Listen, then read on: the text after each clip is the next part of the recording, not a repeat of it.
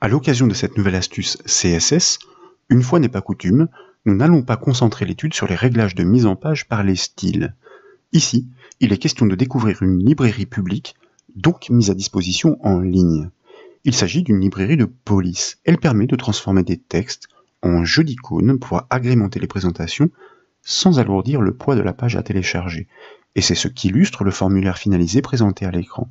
Chaque champ à renseigner est annoncé par un visuel très évocateur. La page web gagne ainsi en clarté et en efficacité.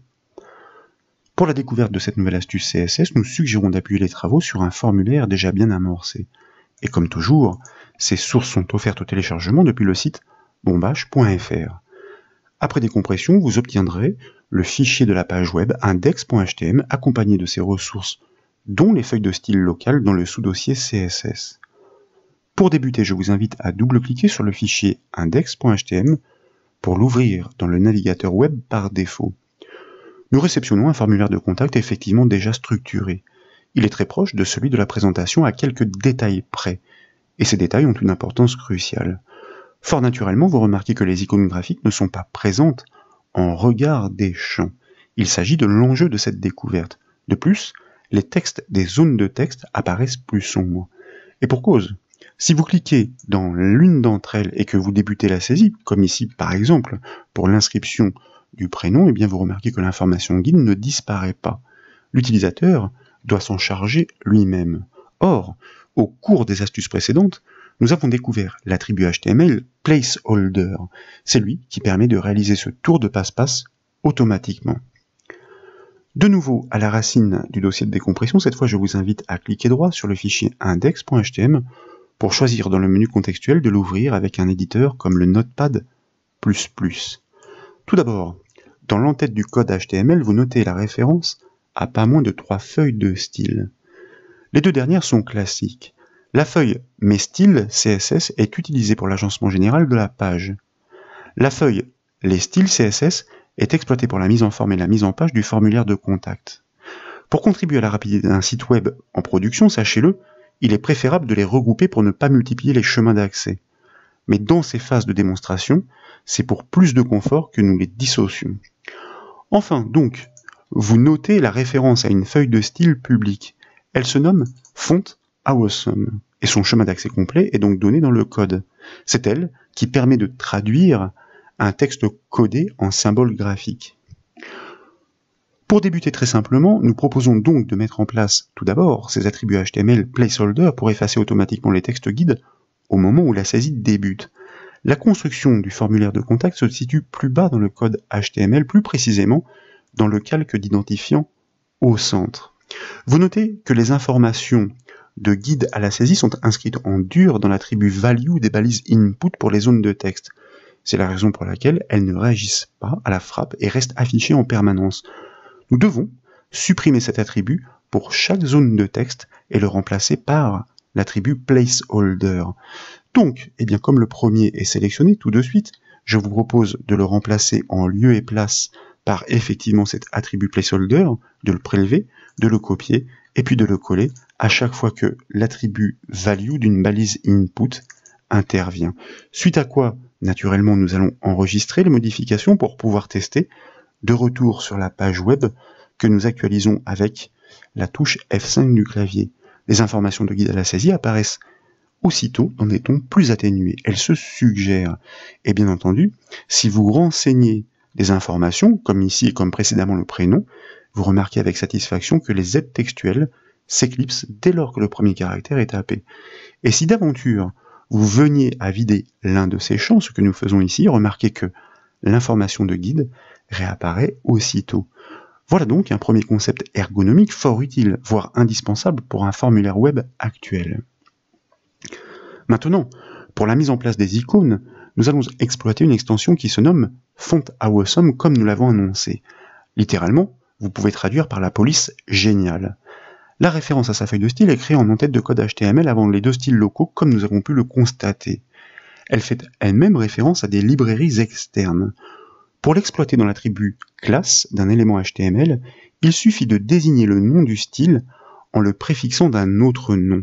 Cet autre nom représente le type d'icône, une catégorie en quelque sorte. Dans le fichier proposé dans cette formation, nous n'avons qu'un type, et il se nomme FA, la lettre F et la lettre A. Mais vous allez voir que les possibilités d'icônes sont nombreuses. Faut-il encore connaître leur style? Et ici, nous proposons de défricher le terrain. Je vous propose donc de revenir dans le code HTML. Tout d'abord, nous allons supprimer les informations en dur, le symbole de l'astérisque, ou de l'étoile si vous préférez, entre les balises ouvrantes et fermantes, I, ce symbole de l'astérisque qui était fait, qui était dédié pour informer l'utilisateur que le renseignement était obligatoire.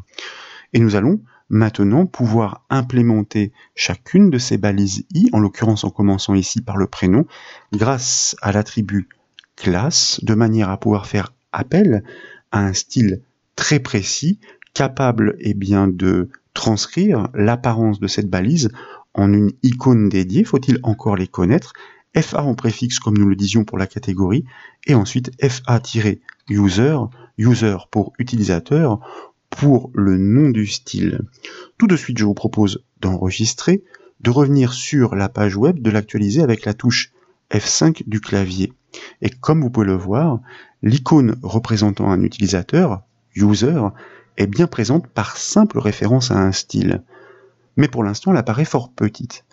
La feuille Les styles CSS offre un style dédié. Il se nomme taille XL. Il agit sur la taille pour grossir les caractères. Nous allons donc le combiner avec le précédent style pour l'icône. Vous pourrez constater la présence de ce style en ouvrant effectivement cette feuille Les styles CSS. Pour combiner deux styles, comme vous le savez, il suffit de les séparer d'un espace. Donc, de retour dans notre code HTML ici, nous allons continuer d'implémenter cet attribut classe en faisant appel à cet autre style pour la taille des caractères, taille XL, espace FA, FA-user. Suite à quoi nous enregistrons, nous revenons naturellement sur notre navigateur web, nous actualisons normalement par CTRL F5 de manière à actualiser le cache, mais en l'occurrence ici, nous ne sommes pas intervenus sur les feuilles de style, uniquement sur le code HTML, donc la touche F5 du clavier suffit, et comme vous pouvez le voir, l'icône réagit à la taille du texte. Nous avons confirmation que ces icônes graphiques sont issues d'une police. Par conséquent, elles ne pèsent rien, ce qui est fort appréciable pour un site internet. Avant de poursuivre l'implémentation des autres icônes, nous proposons de découvrir comment il est possible de débusquer d'autres symboles susceptibles de convenir aux conceptions HTML, quel que soit le thème. Pour cela, en haut du code HTML, je vous propose de sélectionner l'adresse complète du premier style, donc de copier cette adresse avec le raccourci clavier CTRL-C, ensuite de créer un nouvel onglet dans votre navigateur et dans la barre d'adresse, de coller cette adresse afin d'afficher son contenu, c'est-à-dire la feuille de style entière. Et là, nous allons faire une recherche par CTRL F sur le style FA-user que nous venons d'utiliser. Il est ainsi automatiquement sélectionné. Comme vous pouvez le voir, c'est un code alphanumérique ici qui est interprété par cette librairie et qui permet l'injection de l'icône en lieu et place de la balise qui référence le style. Et à défaut de documentation, en scrutant un petit peu tous les styles présents, vous remarquez que les noms anglais, vous remarquerez que ces noms anglais sont très évocateurs, comme par exemple et entre autres, FA-trash pour l'icône d'une poubelle, FA-arrow up pour l'icône d'une flèche dirigée vers le haut, ou encore FA-hourglass pour l'icône d'un sablier. Fort de ces découvertes, nous allons maintenant pouvoir mettre en place toutes les icônes manquantes. C'est pourquoi nous revenons donc dans notre page HTML, et là, il s'agit, dans un premier temps, ce que je vous propose en tout cas, de répercuter, de répliquer cet attribut classe qui exploite déjà deux styles combinés, et nous n'aurons plus qu'à, après l'avoir répliqué sur les autres balises I, à adapter le deuxième de ces styles, comme nous le disions, en faisant référence à un nom anglais, américain, suffisamment évocateur. En ce qui concerne le nom, nous allons conserver le même style que le prénom, puisque finalement, l'information demandée est du même type, votre prénom, votre nom.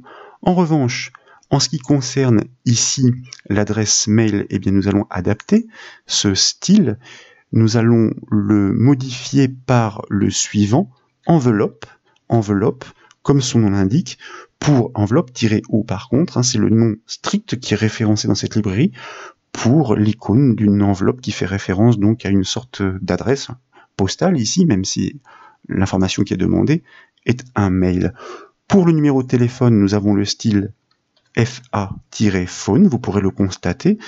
Il faudrait créer une page web dans laquelle nous choisirions dans beaucoup différents éléments HTML d'implémenter l'attribut classe avec tous les types ou tous les styles qui sont proposés dans cette librairie afin de pouvoir les énumérer, les lister et pouvoir faire le tri. Et enfin, pour le dernier champ, l'occurrence commentaire, qui propose à l'utilisateur d'ajouter des renseignements supplémentaires, nous avons l'icône d'un crayon avec le mot anglais qui est dédié pencil. Là aussi, vous pourrez le constater. Je vous propose d'enregistrer les modifications, de revenir sur la page web, de l'actualiser avec la touche F5 du clavier, et comme vous pouvez le voir, avec des noms de style fidèles à ce qu'ils doivent représenter, et grâce à cette extension Font Awesome, nous avons réussi à agrémenter sensiblement le formulaire HTML de contact, et sans pour autant alourdir le poids de la page. Voilà donc pour cette nouvelle astuce CSS, j'espère qu'elle vous a plu.